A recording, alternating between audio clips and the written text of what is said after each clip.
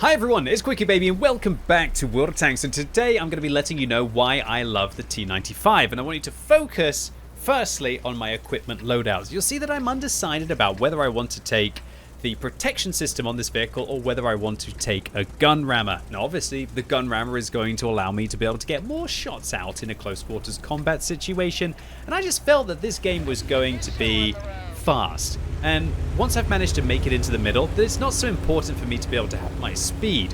My other build that I like for this vehicle, if I use the bounty protection system, is I actually drop the repair kit and I use fuel instead, which will give me 10% extra engine power, which will help my traverse speed, help my ability to be able to go up slope.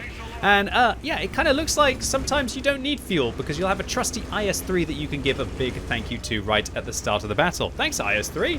Well, you know, no point in taking fuel on your vehicles. You just got to basically just sit there and hope that some friendly neighborhood Soviet heavy tank is going to give you, your American tank, that little bit of an uplift that it needs to be able to get into a position. But look, all jokes aside, in the 3 games that I have today, where I want to show you why I love this tank and what it's good for, and why it's probably one of the most fun tanks you can play at tier 9, and definitely one of the most fun tank destroyers in the game, I will show you 3 different setups spread across 2 different accounts today. So this is going to be a turbo with a durability device and also with a gun rammer. Now, I have actually finally got all of the field mods on the T95, can you believe it, on 2 different accounts. I love playing this thing, and the stream loves voting for me to play this thing as well. It's just an absolute awesome vehicle, both for entertainment and also a very competitive vehicle as well. Don't know what this KB4 is thinking. Bit of a tourist here, just going through the center of the Ghost Town map, and we start the battle by bouncing the Scorpion G at the back. So I'm going to make my way into a position here, and I'm going to use this mount to hide my lower plate against the Samoa SM. Make a bit of a misplay there, and I actually bounce off the upper part of the lower plate of the KB4. So that's a bit of an issue because he's going to be coming around the corner now. Luckily, looks like my Renegade buddy shoots him, and I decide instead of trying to shoot the KB4 for a paltry 223, and then I can turn my armor towards him, why don't I absolutely couple the Samoa SM instead? So I give a thumbs up to Steve Judge playing their Renegade behind me, and they give me a thumbs up as well.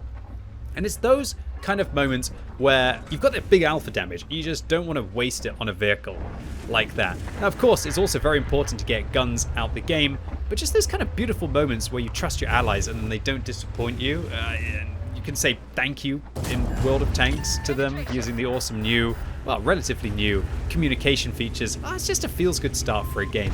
And when you have such a lovely start like that, you know you're probably going to be able to snowball something.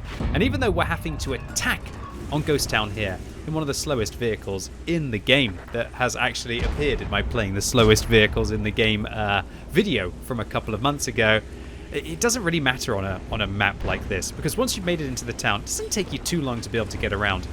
I am significantly noticing here the loss of the 10% engine performance on this vehicle, however, and while I'm definitely benefiting from the much better rate of fire that we have with the gun rammer, it is very clear how much slower and less nimble this T95 is. And you're going to see in the subsequent games in this video today just what I mean with regards to having that 10% extra engine performance, but you can't really substitute having the gun rammer for that scenario, right? I guess some people would also go as far as to maybe not use a durability device on this vehicle and to use vents instead, but I think a big old tank like this that has a good old slab of hit points really does benefit from a durability device. And you know me, I love my vents, but even I think that there are probably more competitive modules on a vehicle than trying to, should we say, improve the holistic nature of the tank. The reason why I use vents on a lot of vehicles is because quite a lot of tanks want to have either view range, they want to have a little bit of extra camo, they want to have a little bit of extra traverse speed, or that little bit of extra ground resistances. And while I'd like the traverse speed and the ground resistances on a vehicle like the T95, I think this tank is more important to without the turret, to keep those tracks active. And that's why I love the durability device on this vehicle.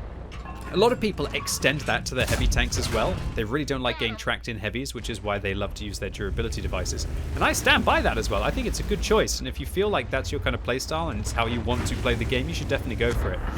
For me personally, I like playing my heavies in more of a holistic kind of all-purpose tank, almost as if they're kind of mediums just with a little bit of heavy armor to go to the boot with it, which is why I like to play with vents on them. On this vehicle though, definitely want to focus on that mobility, definitely want to focus on having that durability so you can manage to keep going. And then that allows you to just absolutely clap your way through the enemy forces. We're up to 3 kills, 5,500 damage in the first 5 minutes of this battle. Let's see if we can get a little bit more out of this. Gosh, it's just so bizarre to me to be seeing the T95 bombing it around at 25. I can imagine that there are some people out there who truly love this vehicle, who are probably using a bounty turbo on this thing. And if you can get a bounty turbo, yeah, your top speed will go above 24, as it is for me right now, up to 25, which will be outrageous. Definitely not getting super lucky with my snapshots in this game. Looks like I have to pretty much fully aim my shells for them to be able to work.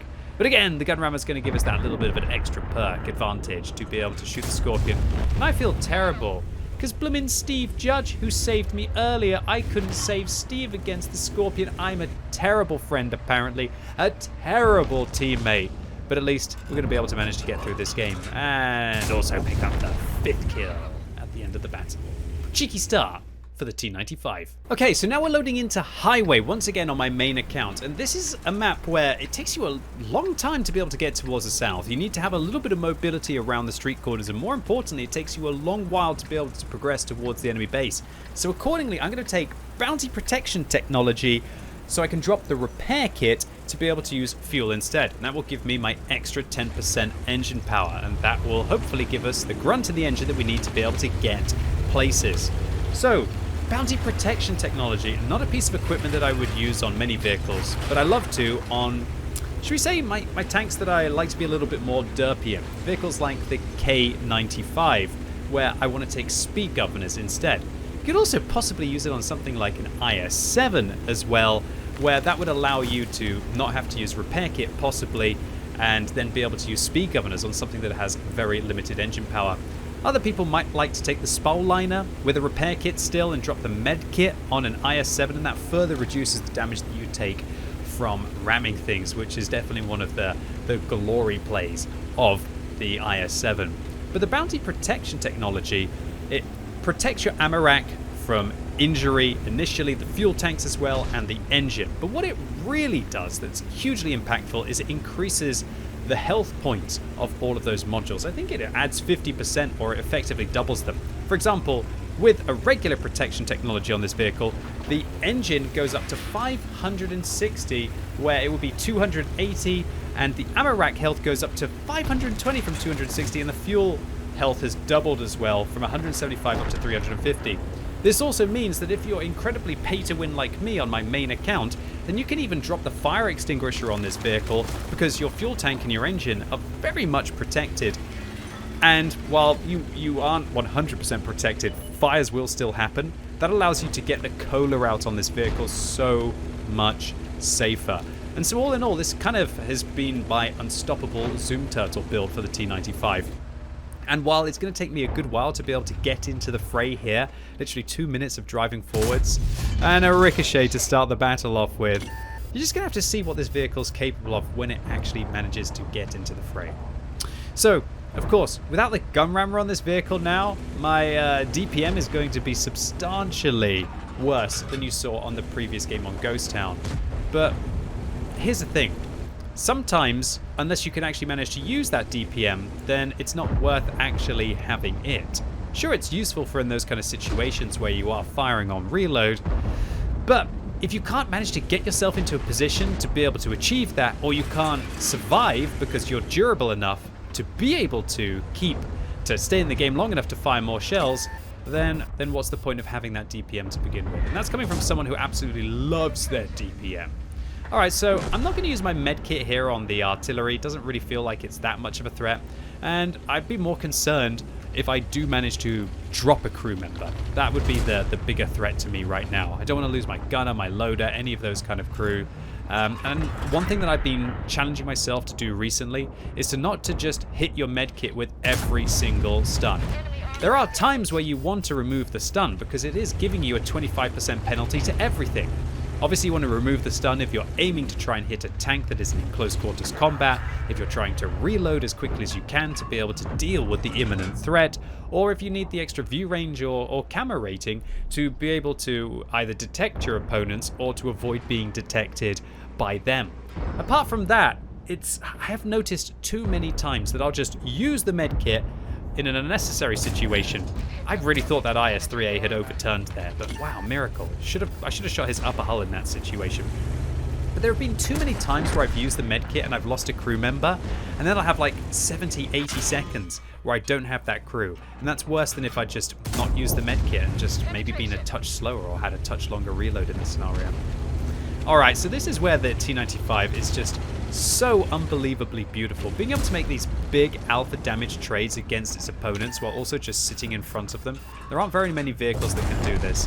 And I'm trying my best to not block the ST1 and the Lerva on my team here, which is why you see me reverse so far away to try and give them time to work in between my reloads. Of course, when I am actually loaded, I will drive in front of them a little bit, but when you're playing these kind of tanks with really long reloads, try to be a considerate player and just let the ST1 play. Let the Lerva play in that situation. And wow, he even gives me a thumbs up in that situation. Maybe gave me a thumbs up because I've increased his chance of winning this battle, of our battle together, or maybe giving me a thumbs up because he realized I was being considerate to try and let him play in that scenario. And that's what being a good teammate is all about. Sometimes, you know, you feel like the world is against you and maybe you don't have that kind of team spirit, but try your best to still have it within you, right? I'm guilty, I'm fallible, sometimes I've been a little bit mean-spirited, for sure, but just try and keep reminding yourself to be such a mindful player that you're not only doing the things that you need to do right, but also trying to be a considerate player to help your team out, and sometimes they'll really recognize it. Alright, so we've got an E75 behind the wall. That's going to be the second one we're trying to deal with of this battle. Seems like to be a big resurgence in German heavies recently, and it's no surprise really. A T95 meeting an E75 with how many of them are, but the E75 is just an absolute beast. Still one of probably the best heavy tanks tier for tier in the game in my opinion, although not everybody would agree with me. I just love the classics. Love the classics like the T95, although I never used to like the T95 before the turbocharger, and before Wargaming buffed its speed up to 20. Definitely didn't like this tank back in the day when it was going at 13. So up to 4 kills now with 5,000 damage, but this game is still neck and neck. We're ahead on 1 vehicle, and before that shot, we were even on hit points. For now, up to 5,800 damage and 4 kills. Oh my word, look at this. We're setting new speed records here for the T95. I think I was up to 25 down slope for just a second there, maybe even possibly 26. You'd have to rewind the video to see. This is breakneck speed. I hope I don't get a nosebleed for how fast we're going in the T95 here. But look, all jokes aside, having this fuel, we are definitely losing less speed on the upslope there, and maybe that's the extra couple of seconds we needed to be able to hit that T95, the Jagdpanther 2 with our T95 before all of our friends managed to get in there as well. Alright, I'm going to fast forward just a little bit because obviously inevitably it's about trying to get into position, but I'll actually do this part in real time. We are going upslope, albeit on hard terrain now, with this fuel at 15 kilometers an hour. This is what all of the field mods with their improved ground resistances will achieve. This is what the fuel will achieve. This is what the turbo will achieve. And being able to get up slope at 19 kilometers an hour, it's something that I cannot do on my free-to-play account, let me tell you. So if you are a pay-to-win player out there and you do have yourself 20 to 40,000 credits to burn on a single game of World of Tanks, how does that hit the building? That one didn't look like it was anywhere near it. Then definitely try this build. It's a little bit filthy. It's definitely not for all of you free-to-play players out there, but for all of you pay-to-winners like me on my main account, wow, this build is absolutely awesome. And goodbye to half of your hit points as well, Stridsvang 1030. There are some TDs that like to sit at the back of the map, and there are some TDs that want to take it to the enemy team in close quarters combat, and the T95 is exactly that. But don't tune out just quite yet. Let's go and jump onto my free-to-play account now to see if we can be able to compete as well when we're not just throwing credits into consumables. Alright, so now I'm rolling out on my free-to-play account, and this is a very different kind of T95. Gone are all of the pay-to-win bells and whistles. We're not using any large consumables on this tank. No access to fuel, no access to cola. Yeah, sorry for my crew there. But some of the strengths that I do have then is that I can take vents on this vehicle instead, because I'm taking a fire extinguisher and I'm taking a repair kit, because I can't use the premium fuel and I can't use a premium consumable to be able to pump up my crew skills. So that means I can actually drop the modified configuration on this vehicle And then I can end up actually using a repair kit instead. So I'm going to have more responsiveness with repairing my tracks, but when my repair kit's on cooldown, it's going to take me very much longer to be able to repair them all together. And while I've decided to take Vent's durability device and a turbo on this vehicle, I'm still not using a gun rammer, which means that my reload is going to be very long. There are some strengths of a free-to-play T95. While when you use a premium consumable, you get better rate of fire, you get better accuracy, you get better aim time, you get better view range, you get better camera rating, you get better traverse speed, you get better ground resistances, which allow you to maintain your speed. Yeah, the list kind of goes on there. But there are some things that you can't improve with premium consumable and with crew skill as well. And that will be the alpha damage, the penetration, and also the armor of the vehicle. And that is where the T95 is so strong in all of those regards, which makes this thing a very nasty vehicle to play against, even if it is completely free to play. Unfortunately, RNG doesn't seem to be on my side there as we bounce off the VK100-01P at the start of this battle. But hopefully we're going to have a few more opportunities yet.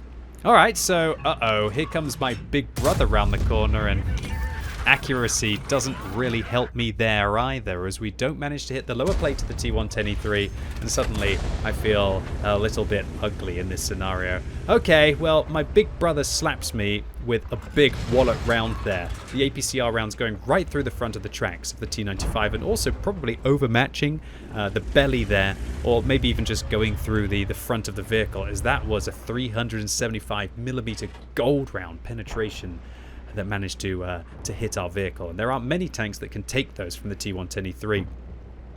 But armor-wise, the T95 almost has more troll armor than the T110E3, at least with regards to its lower plate.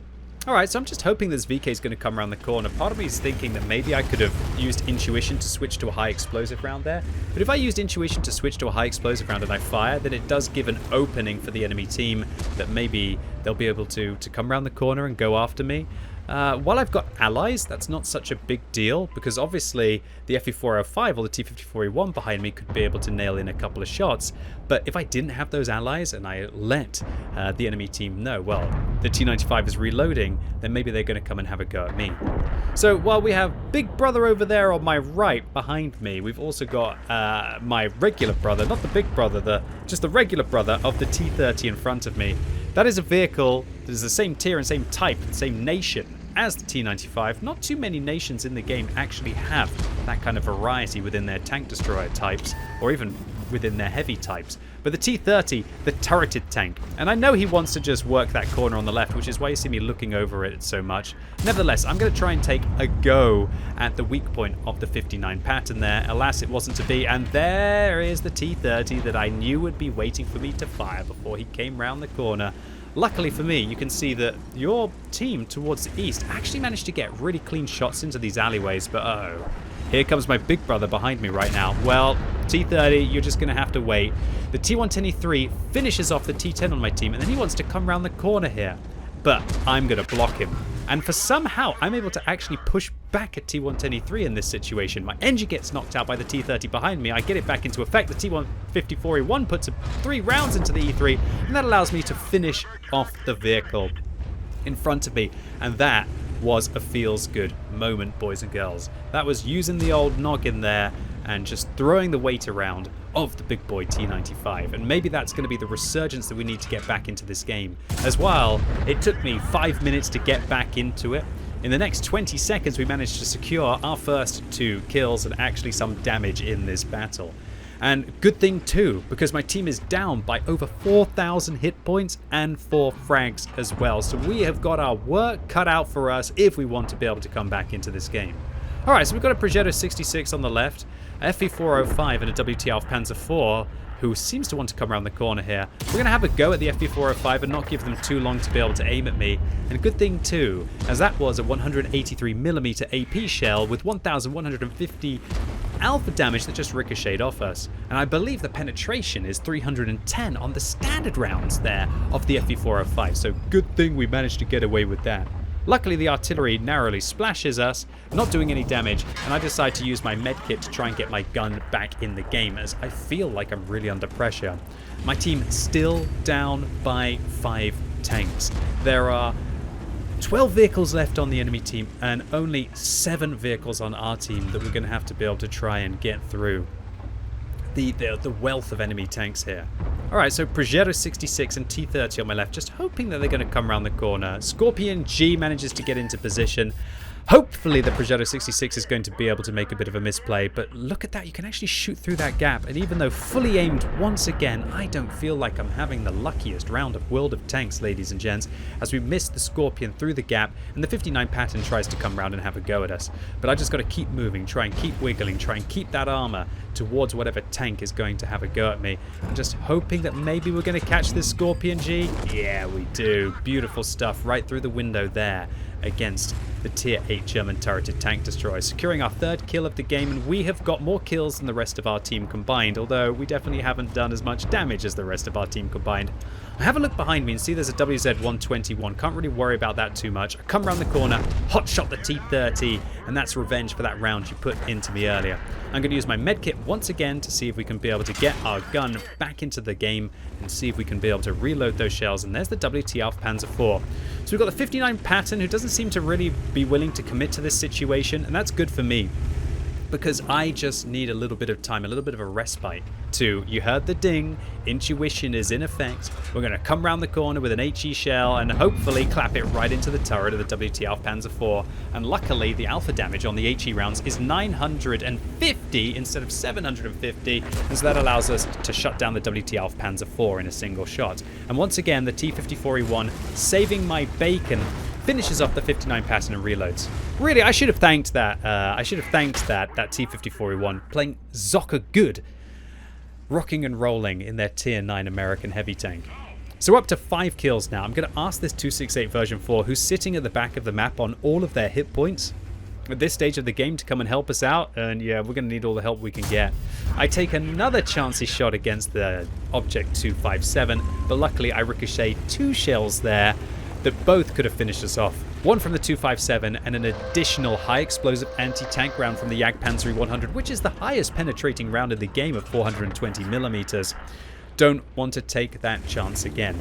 The 268 version 4 at the back, hoping he's going to come around the corner to be able to help me against this Jagdpanzer 100, who has 2,250 hit points, meaning that they've got a durability device, or more likely that they've just got the field mods on that tank and they decided to increase them a little bit. Come on, 268 version 4, you can risk a few of your hit points. Maybe we might even be able to win this battle if you do, my friend. Trying to hold back this Jaegeru right now, who doesn't want to commit to the corner, a lot for the same reason that T110E3 didn't, that if he does, then maybe the T54E1 is going to be able to punish them. But I guess, knowing that they've only got 1 minute and 18 seconds left on this battle, they're forced, their hand is forced, they put aggressive play around the corner. We put a round into their lower plate. T54E1 manages to put 1 shell into them, or maybe it was the S1 in that scenario. And I'm just hoping that maybe we can reload in time, and yes we do. After blocking yet another heat round from the Jagdpanzer 100. And I go and lock myself in mortal combat once again, asking the S1 to hit the Jaegeru in the back. It is actually the 268 version 4 who saved me there, and unfortunately our friend, the hero, the T-54E1, falls to the 257. I reload a high explosive round here for both the 257, who gets shut down by the S1, who is then subsequently shut down by the artillery on the enemy team. But with a high explosive round here, and knowing that with only 30 seconds left on the game and we're defending an assault, it doesn't really matter if I die in this scenario. I'm going to try and go for the extra 1,000 damage. That's a feels good moment there. 905 dealt to the FE405, who's finished off by the 268 version 4. 5,500 damage, 1,500 assistance after what was looking like an absolute disastrous game. And I decide, you know what? I want to take a nice screenshot for a pretty YouTube video, because this game was a banger. But unfortunately, yeah, with literally a second left, apparently the artillery on the enemy team hasn't read the script. And that was that he wasn't meant to shoot me in that scenario. Just snuck it in and finished me off there, dealing the final 67 hit points of the T95. Nevertheless, this was still an absolute banging round of World of Tanks with 7,300 damage blocked, including taking premium rounds from some of the hardest hitting vehicles in the game, showing you why I love the T95. On my main account, play it two ways, one with a gun rammer, one without, with extra mobility, and then also on my free-to-play account. This is a vehicle that no matter how the games are going, no matter what the mood is, it's still just this unstoppable force that is always a pleasure to play. So an ace tanker on Ghost Town here, steel wall and a high caliber for that 6,300 damage dealt, an ace tanker on highway for our 7,200 damage, a Confederate medal as well for supporting our allies in dealing at least 6 kills to tanks that we dealt some damage to, and yeah, that high caliber for that 7,200, very meaty games, all 3 of these. And even the free-to-play account one, I think that was actually the highest experience of them all, with 5 kills, 5,500 damage, and a decent profit because we didn't use any premium consumables with or without a premium account. And all 3 of these games were in the month of July, just in the last couple of weeks. And that should be no surprise because the T95 currently has the 2nd best win ratio of any tech tree tank, and it's hot on the heels of the Tortoise. So maybe if you don't like wild rates of fire and British weirdness, then maybe the Doom Turtle will still be the one for you. Anyway, ladies and gents, boys and girls, that was why I love the T95. Really hope you enjoyed this triple helping of gameplay today. If you did, give it a thumbs up. If you hated it, give it a thumbs down. And let me know what you think about the T95 in the comments down below. Is it still a vehicle that you love to take out onto the battlefield? Or is it just a little bit slow and boring for you and you've moved on to other tanks? And as always, thank you so much for watching. You've been epic and hopefully I'll see you soon.